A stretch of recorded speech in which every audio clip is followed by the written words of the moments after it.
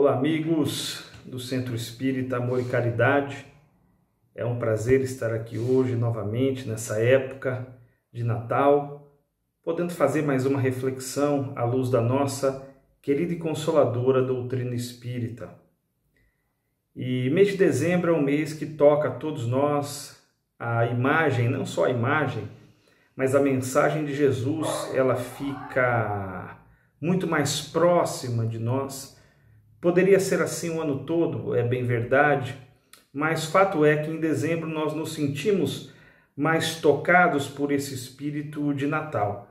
E é sobre o espírito de Natal, essa essência do Natal, que nós iremos falar aqui hoje, fazer a nossa reflexão. Agradecendo sempre a Jesus, aos bons espíritos, que nos inspirem as palavras, que nos inspirem as reflexões, enfim, que nos inspirem a vida toda.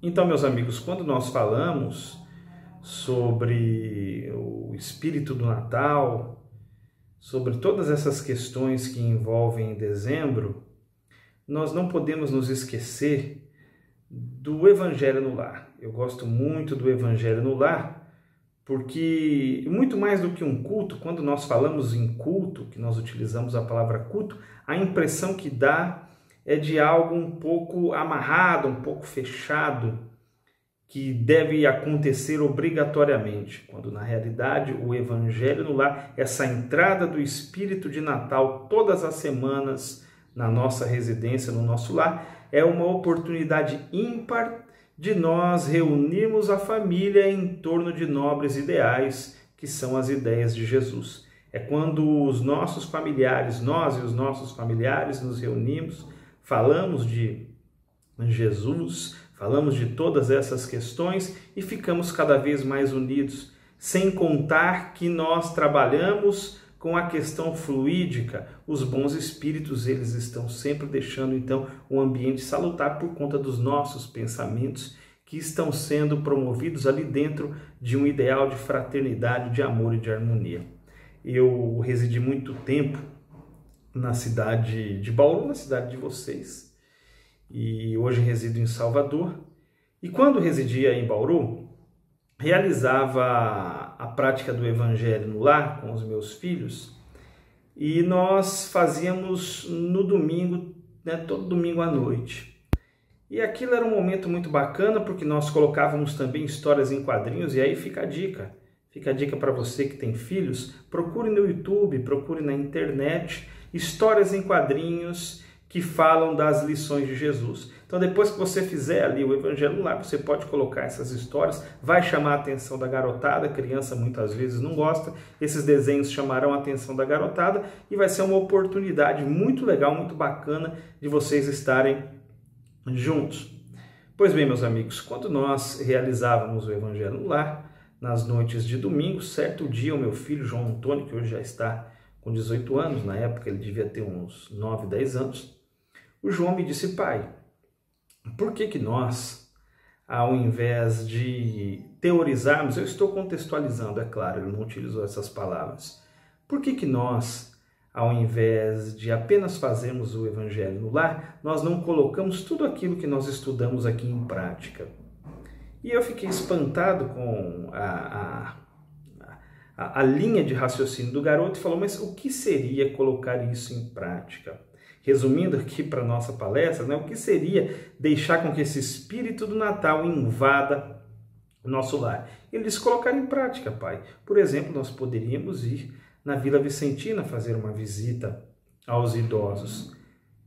No dia que nós realizamos esse Evangelho no Lar, à tarde a gente coloca em prática e depois a gente faz a parte teórica à noite. E aquilo me tomou de assalto, porque foi uma ideia de uma criança de 10, 11 anos que me deixou assim impressionado. Eu não havia pensado naquilo. E entendi que muito mais do que nós teorizarmos, o que é importante, porque o espírito ele cresce nessas duas frentes. Ele cresce em intelectualidade, e aí você precisa da teoria, dos conceitos de todas as lições, mas sobretudo o espírito avança quando ele pratica. Esse é o grande objetivo da nossa reencarnação. É reencarnar para podermos praticar esse bem. Aquele bem que nós aprendemos no Centro Espírita, aquele espírito de Natal que nós aprendemos no Centro Espírita, que nós estudamos nas obras da codificação da doutrina espírita, nós colocamos em prática no nosso dia a dia. Essa é a grande chave, a grande possibilidade. E o garoto me chamou a atenção para isso. Eu fiquei assim um tanto quanto surpreso, né, com a ideia dele, porque eu mesmo não havia pensado nisso. Estava muito mais teorizando do que colocando em prática. E posso lhes garantir, meus amigos, que foi uma experiência bem bacana poder teorizar e também colocar em prática aquilo que nós estudávamos todos os domingos. Foi muito legal mesmo.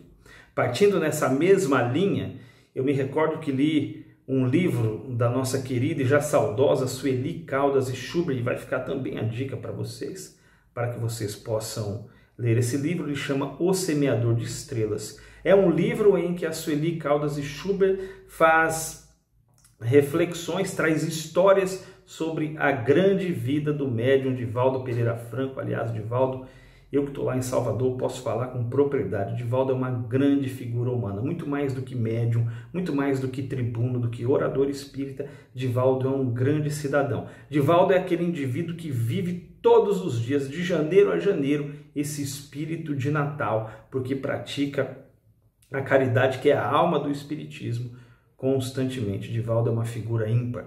E a Sueli traz histórias muito interessantes nesse livro, que se chama O Semeador de Estrelas. Guarde bem esse nome, adquira esse livro. É uma obra muito bacana, muito interessante, principalmente para quem faz palestras, para ter subsídio, para ter uma história para contar, para levar as pessoas também a buscarem essa prática.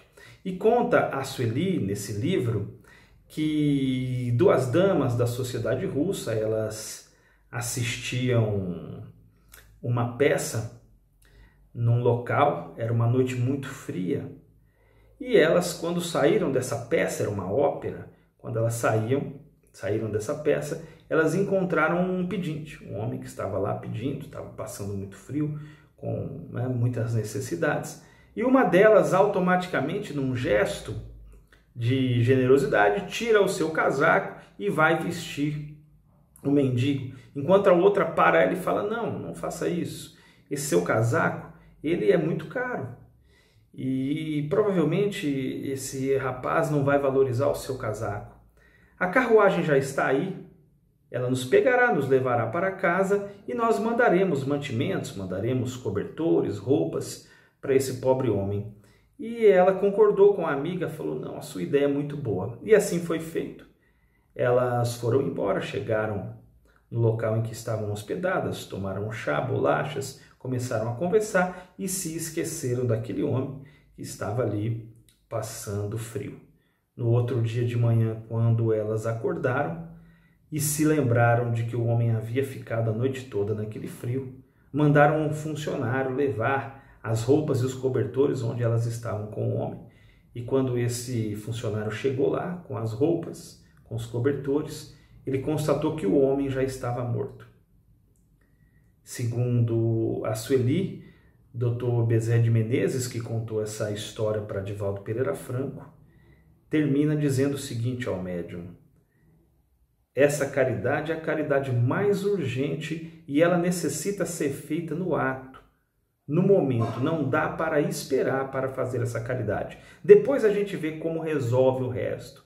Mas essa caridade, ela precisa ser feita naquele exato momento, no ato. O que o Dr. Bezerra de Menezes estava dizendo ali em síntese? A importância de você praticar. Apareceu a oportunidade, não deixe para depois. Não deixe para dar o seu casaco adiante. Faça ali na hora, faça naquele exato momento, porque você pode se entreter com outras coisas e pode esquecer, perdendo a oportunidade de ser útil a alguém, a algum espírito que está nesse mesmo planeta que nós também aqui, fazendo a sua caminhada, buscando também o progresso. É uma história que me tocou profundamente, é uma história bem ilustrativa e que mostra a importância de nós batermos nessa tecla. de deixarmos constantemente o espírito do Natal, esse espírito natalino, tocar em nós. E é fundamental que esse espírito do Natal, que ele toque em nós, que ele realmente nos leve a promover esse bem, a praticar cada vez mais esse bem.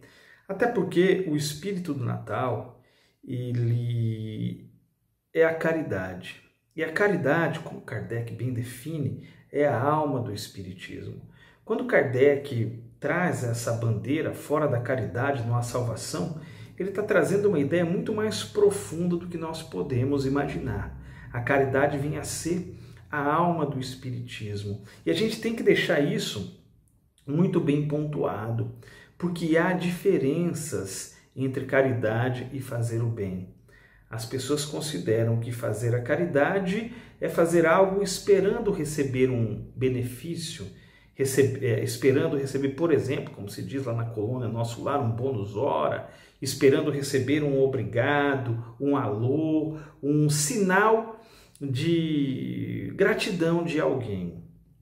Mas a caridade, ela escapa a tudo isso. A caridade que propõe o Espiritismo, essa alma que propõe o Espiritismo, esse espírito natalino diário que propõe o Espiritismo, ele tem um componente que nós não podemos perder de vista e que se chama desinteresse pessoal.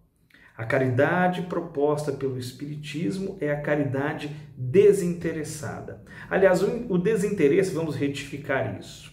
O desinteresse nada promove. A caridade real é aquela que tem interesse na felicidade do outro.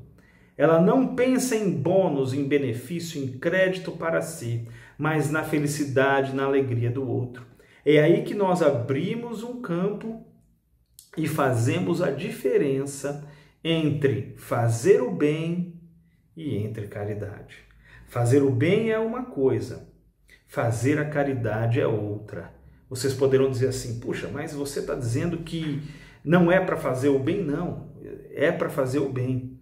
Mas o treino desse bem, a constância desse bem, nos leva então a chegar ao ponto de fazer a caridade, de encampar diariamente esse espírito do Natal. Então, qual é basicamente a diferença entre fazer o bem e entre a caridade proposta pelo Espiritismo?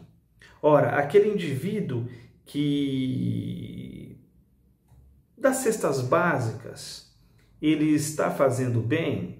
Ele está fazendo bem, mas ele está fazendo a caridade?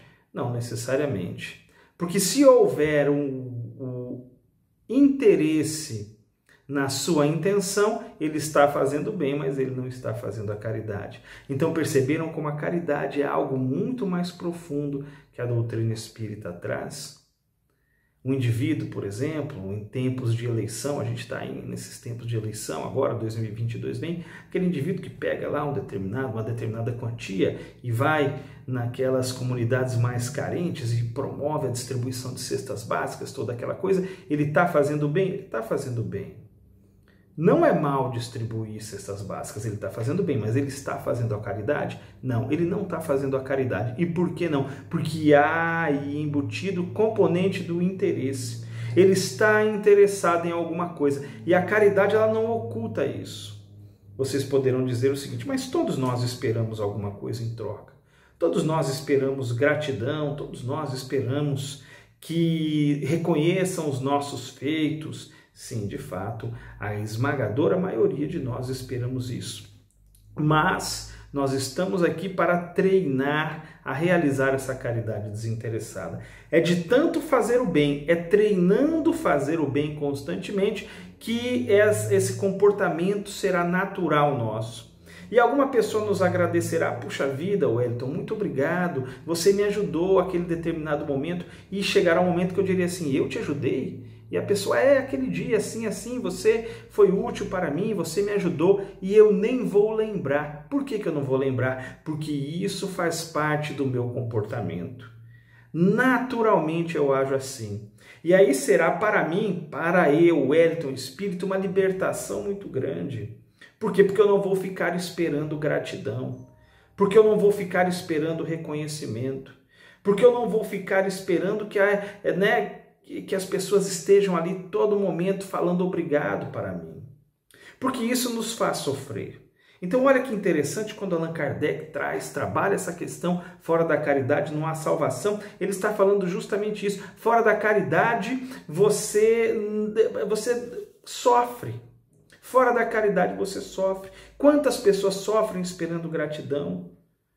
Porque fizeram esse bem, mas ficaram esperando o reconhecimento dos outros e nós não temos nenhum tipo de gestão sobre o comportamento alheio. As pessoas podem nos agradecer como podem nos agradecer e nós sofremos com isso. Mas o que dizem os espíritos? Aprendes a lamentar os amigos ingratos e infiéis, eles serão mais infelizes do que vós. Por quê? Porque eles não têm embutido em si a gratidão. E é muito ruim, não é nada bom quando o indivíduo não tem em si a gratidão. Como é bacana nós podermos agradecer por todos os benefícios que a vida nos dá, que a vida nos oferece, por todas as oportunidades, por tudo aquilo que nós já temos e por tudo aquilo de progresso que nós já conseguimos pelas nossas virtudes. Como é bom poder ser grato. Como é bom poder agradecer até aqueles que colocaram percalços no nosso caminho para que a gente pudesse passar por isso, para que a gente pudesse crescer, para que a gente pudesse avançar, para que a gente pudesse progredir. Como é bom como nós já somos gratos. Olha que frase bacana que nos traz o nosso querido Chico Xavier. Ele diz que agradece a todas as dificuldades que foram colocadas em sua vida, porque se não fosse por elas, pelas dificuldades, ele ainda estaria marcando o passo lá atrás.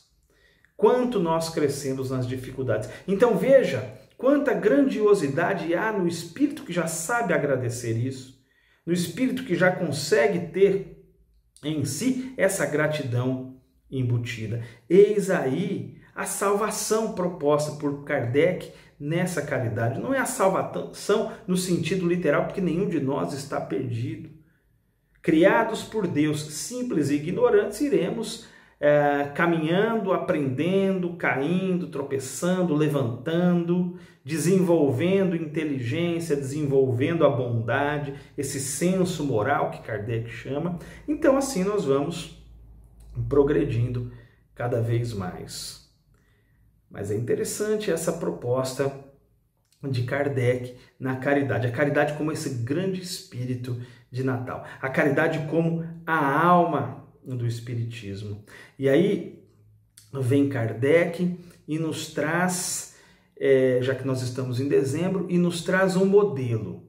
Ele nos traz uma referência, ele nos traz um guia. Aliás, o livro dos Espíritos, as respostas dos Espíritos são extremamente profundas, porque Kardec ele propõe questões profundas que levam os Espíritos a nos dar essas respostas. O grande segredo de uma boa entrevista não são as respostas, mas as perguntas, porque as respostas profundas, elas necessitam de perguntas profundas. E Kardec vai além. Kardec pede uma referência. Qual é a referência para o homem aqui na Terra? O que o homem pode ter, pode mirar e pode olhar? Nesse caminho eu devo seguir. Esse caminho é o caminho seguro, esse caminho é o caminho da caridade, é a proposta que traz a doutrina espírita. E isso está lá na questão 625.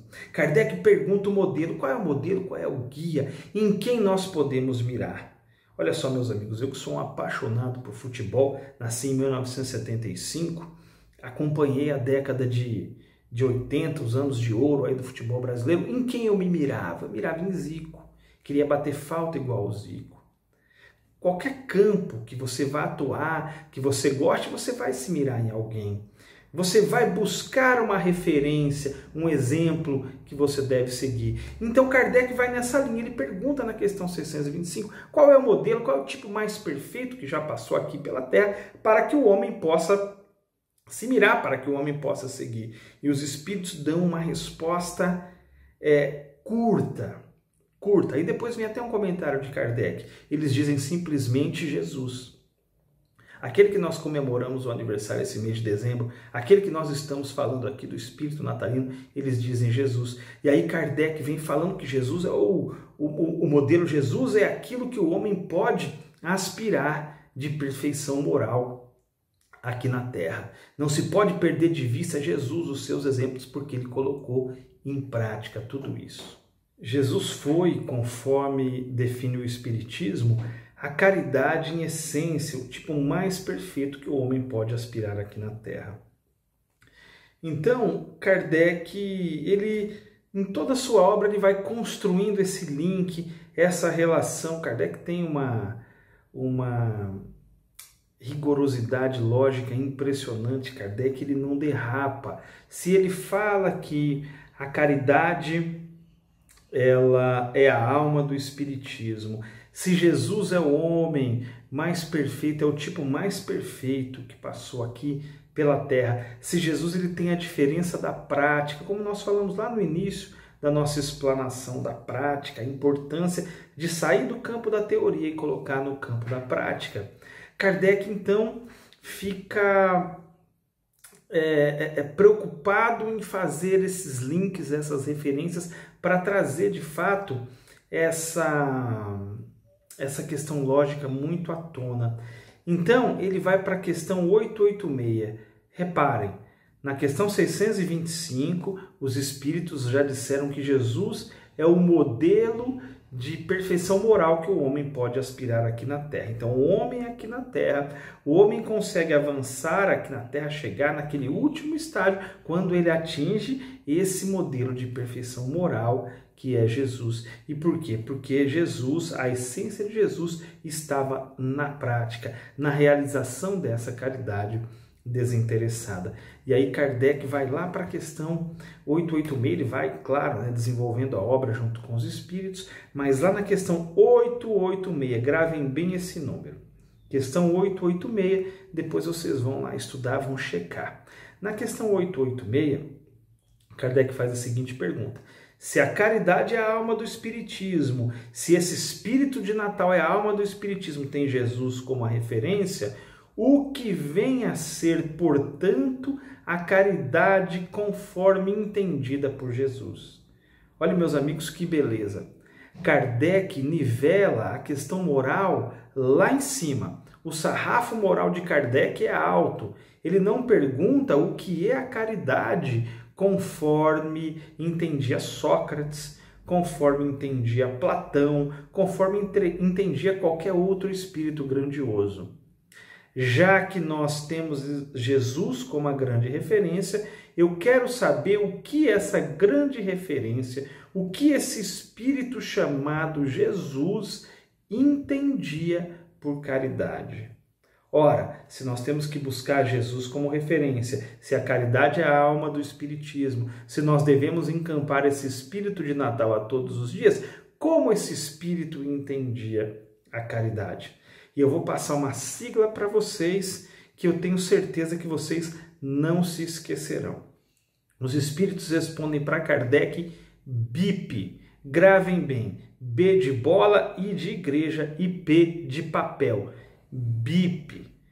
Jesus entendia a caridade como BIP. B. Benevolência para com todos. Era assim que Jesus entendia a caridade. Benevolência para com todos. Não é uma benevolência seletiva, uma benevolência que celebra apenas os amigos. Não, a benevolência ela é geral. Não é uma benevolência para aqueles que votam no mesmo partido político que eu, ou para aqueles que torcem para o mesmo clube que eu. Não, a benevolência ela é para com todos. Porque é fácil, é muito simples ser benevolente para com um amigo meu, para com aquela pessoa que eu tenho simpatia, para com aqueles que comungam comigo dos mesmos ideais. A esses é muito fácil nós sermos benevolentes. Os nossos olhos, diante das situações dos amigos, eles são olhos muito mais generosos. Mas Jesus não entende assim a caridade. Os espíritos dizem que é benevolência para com todos. Benevolência para com todas as pessoas. Olha que desafio todos nós temos. Então fica essa questão. Será que nós estamos de fato encampando esse espírito do Natal para com todos? Estamos sendo benevolentes para com todos? Ou a nossa benevolência é uma benevolência seletiva? É uma benevolência que privilegia os amigos e a outro o rigor do julgamento, o rigor daquela sentença mais severa, da crítica ferina. Fica essa questão para a gente refletir e refletir com muita gravidade, com muita seriedade. Benevolência para com todos. O segredo da caridade, conforme entendia Jesus, esse espírito de Natal que deve fazer com que o homem avance, com que o homem cresça, com que o homem progrida, ele tem essa chave, a benevolência para com todos. Nós estamos vivendo momentos extremamente complicados, principalmente o momento político do Brasil.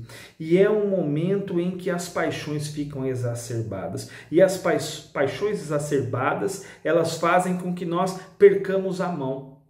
A gente deixa a benevolência de lado. Nós separamos as pessoas.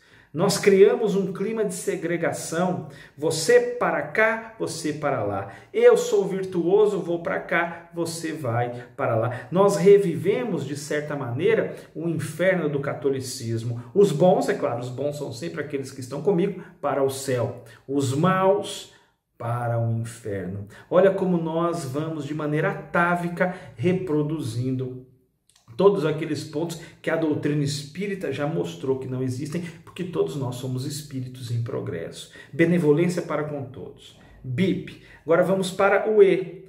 O que significa o E não, o I? O que significa esse I? Indulgência para com as falhas alheias. Eu preciso ser indulgente para com as falhas alheias, porque os outros errarão comigo, assim como eu errarei também com as pessoas.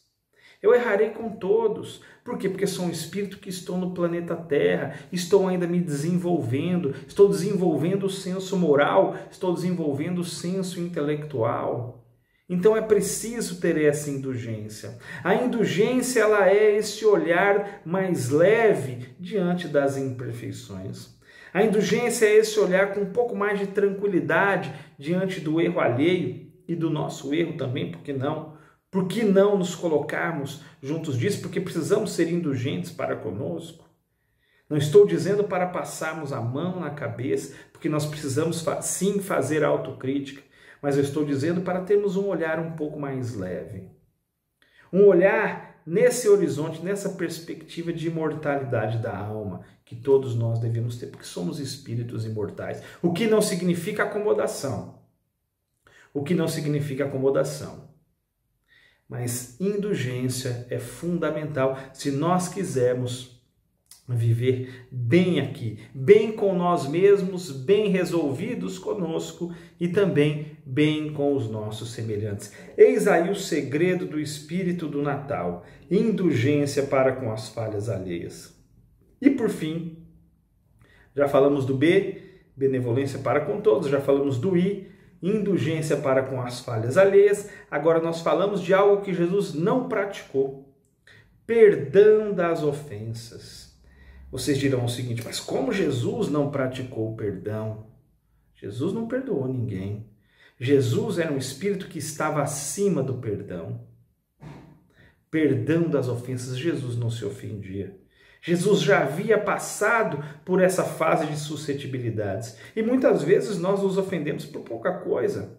Se alguém faz uma crítica à nossa explanação no centro espírita, nós nos ofendemos. Se alguém nos corrige diante de algo que nós escrevemos, nós nos ofendemos.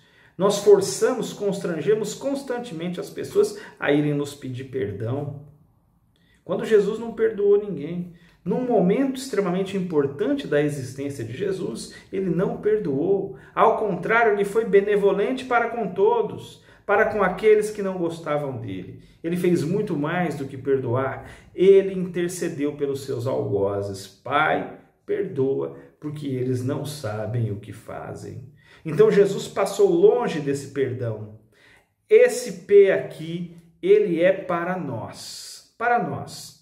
Nós que somos seres que estamos ainda caminhando, que estamos ainda aprendendo, que estamos ainda crescendo, esse perdão é para nós. ele não foi praticado por Jesus. Não nessa existência que ele teve aqui, porque Jesus esteve acima disso. Então olha que mensagem rica. Como Kardec também coloca o sarrafo moral alto a trazer Jesus para a gente fazer essa reflexão. Jesus não perdoava, ele intercedia pelo seu algoz. Aí eu vou aqui de novo no B, benevolência para com todos. Então fica essa pergunta, será que nós estamos sendo benevolentes para com todos ou só para com os nossos amigos? Será que nós estamos nos melindrando por pouca coisa? Será que nós estamos nos ofendendo? Será que a qualquer situação nós já ficamos chateados, magoados e viramos a cara para os outros? Como nós estamos nos comportando nessas situações? Fica aí essa reflexão para todos nós, meus amigos. BIP, benevolência para com todos, indulgência para com as falhas alheias e perdão das ofensas. Pois é, meus amigos, o perdão das ofensas. Eis o segredo para uma vida mais leve, a prática desse BIP. Tarefa fácil? Não, não é uma tarefa fácil, mas ela é perfeitamente possível. Em determinado momento de O Livro dos Espíritos, Allan Kardec indaga aos espíritos se nós podemos vencer todos os desafios da existência. E os espíritos respondem que sim. Podemos vencer todos os desafios da existência, mas há um elemento importante, o esforço, a vontade. Eles dizem o seguinte: poucos dentre vós são aqueles que se esforçam. Alguns poderão achar que os espíritos nos deram um puxão de orelha, quando na realidade os espíritos deram uma resposta repleta de otimismo para nós. É possível vencermos todos os desafios da existência, inclusive esse do BIP, benevolência para com todos, indulgência para com as falhas alheias, perdão das ofensas, fazendo esforços. É claro que nós necessitaremos de muitas reencarnações para atingirmos esse nível de excelência. Mas a busca é essa busca é constante, a busca da melhoria contínua, de nós estarmos constantemente buscando essa melhoria para que possamos então usufruir um pouco da tranquilidade, da serenidade, da felicidade. Serenidade que é esse bem valiosíssimo, essa virtude fantástica que nós conquistamos depois de muito esforço, depois de muito empenho, depois de muito labor e que nos proporciona uma existência mais tranquila, uma existência mais serena aqui nesse mundo. Desejo a você, meu amigo do SEAC, meu amigo internauta que nos acompanha, a todos vocês, muita serenidade. Que 2022 seja um ano repleto de trabalho, que 2022 seja um ano repleto de oportunidades para sermos úteis, porque esse é o grande segredo da vida. O segredo do espírito natalino, do espírito do Natal, está em vivê-lo de janeiro a janeiro, sendo útil a nós e também ao nosso semelhante. Então desejo a todos vocês boas festas, foi muito bom estarmos juntos nesse ano de 2021 e até uma próxima oportunidade, se Deus quiser. Um grande abraço a todos.